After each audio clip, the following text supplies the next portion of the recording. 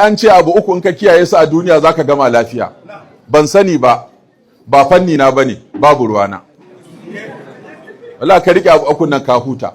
Ban sani ba, kakka wahalar da kanka. Ba fanni na bane, tambayi wanda ya san abu. Sannan babu ruwana saboda bai shafe ni ba. Mutum ya saka abubuwan nan guda uku a rayuwarsa zai samu sauki. In aka tambaye ka abin da baka sani ba, kakka ce ka sani. In ba fannin ka bane, ka tura mutum zuwa ga masanin fannin. Kowane fanni akwai waɗanda Allah ya sa suka san wannan fannin, to bai kamata ka yi fatawa akan komai ba. Dole wata fatawar an gina ta ne akan sai ya shafi jikin mutum ko lafiyarsa. To ba za ka ce masa yi ko kakka yi ba, ko je kakka yi ko za ka mutu aljanna za ka tafi ba.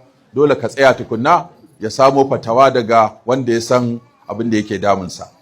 To da waɗannan 12 zan lissafa mana su zama su ne ma'auni gaba da abubuwan da ka iya tasowa mutum akan kansa ko kuma a fanninsa na amsa ma masu marasa lafiya an suka zo gurinsa.